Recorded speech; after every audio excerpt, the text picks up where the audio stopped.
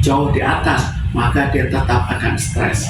Lalu kalau bisa di bawah, maka dia akan gembira. Jadi yang menentukan ekspektasi pribadi. Dia beranggapan bakal berapa tahun. Bu, tapi saat pembacaan vonis pun vonis dibacakan lebih ke tertunduk.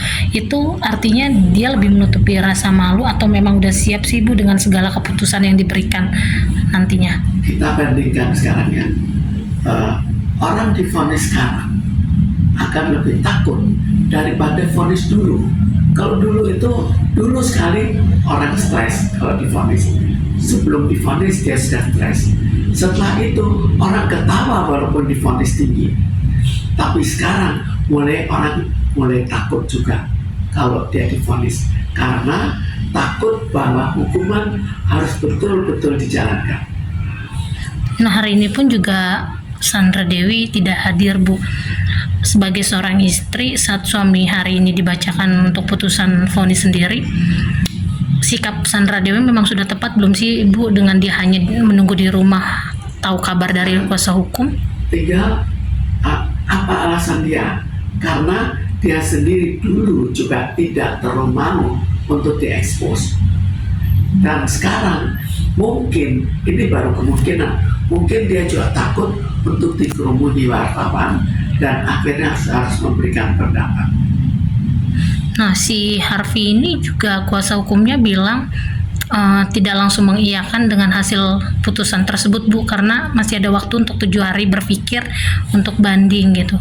Sebenarnya harusnya Harvey dengan yang sudah merugikan negara dan orang juga udah geram menurut netizen, hukuman itu nggak setimpal gitu, Bu.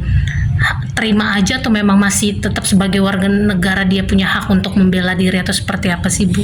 Sebetulnya itu hak tiap warga negara. Tapi sekarang tinggal orangnya. Apakah akan berspekulasi?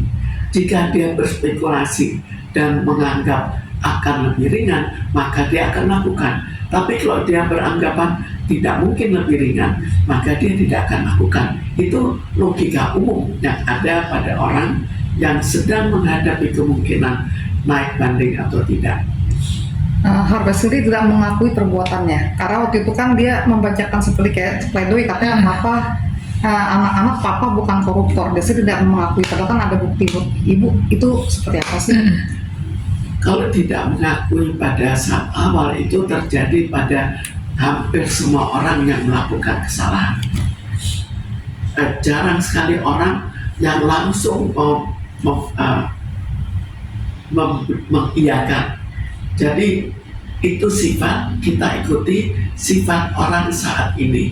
Saat ini orang cenderung untuk lebih baik tidak mengaku dulu, karena kalau mengaku dulu sudah divonis duluan. Nah, menurut Ibu, Indonesia kan salah satu negara yang paling korup di dunia. Seperti apa sih Bu itu dampak psikologi sosial dari tindakan korupsi bagi masyarakat sendiri? Kita bayangkan, karena banyaknya koruptor, maka semua pajak harus dinaikkan, subsidi diturunkan. Jadi lalu harga-harga juga terpaksa naik. Jadi terlalu banyak yang menjadi beban masyarakat. Kita lihat PHK. Kenapa sampai PHK? Apakah bukan karena keuntungan perusahaan terlalu kecil? Dan kenapa terlalu kecil? Apa tidak ada hubungannya dengan koruptor? Jadi semua itu terkait dengan korupsi yang terlalu besar. Negara jadi miskin. Karena negara jadi miskin, siapa harus dimiskinkan? Harus menanggung kemiskinan ini. Kan umumnya yang menanggung bukan orang golongan atas, karena negaranya negara yang banyak koruptornya, tapi justru orang-orang kecil yang harus menanggung korupsi dari orang-orang ini. Nah, Bu, dengan demikian itu bisa dijadikan tingginya pengangguran dan tingkat stres masyarakat Indonesia. Karena itu kan ya contohnya dengan banyaknya korupsi, baik orang yang depresi, jadi emosional, bahkan baik yang tindakan bunuh diri dan sebagainya.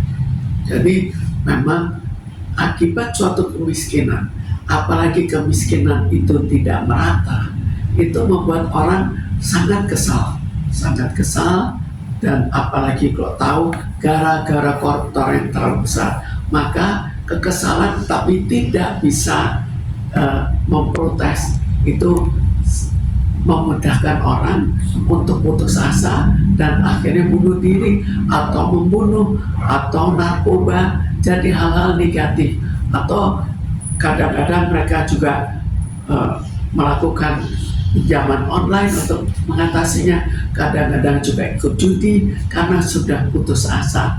Jadi banyak hal negatif, sifat-sifat negatif dari manusia yang bisa keluar dengan adanya koruptor-koruptor yang terlalu banyak. Bu, dari kasus korupsi seperti ini biasanya impactnya keluarga bisa kena juga nggak sih Bu, gangguan psikologis karena tahu kerabat atau keluarganya ini akan ditahan sesuai dengan hukuman yang berlaku gitu, terus termaksud dengan harta yang akan disita.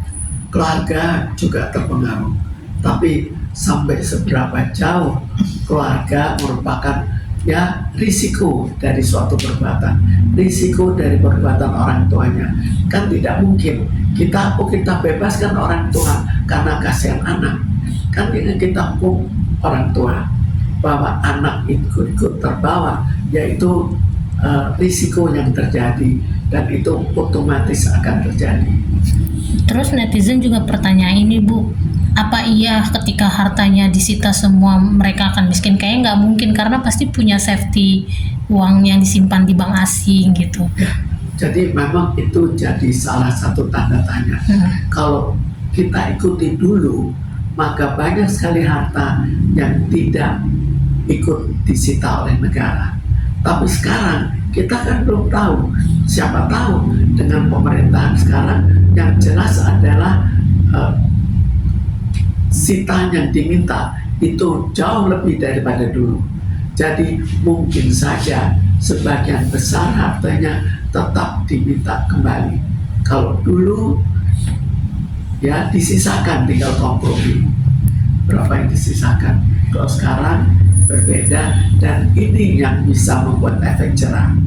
Tapi Bu, berita hari ini yang keluar dengan vonis 6,5 tahun dan denda 211 miliar, menurut Ibu sudah pas atau belum sih Bu kepada Harvey yang sudah merugikan negara?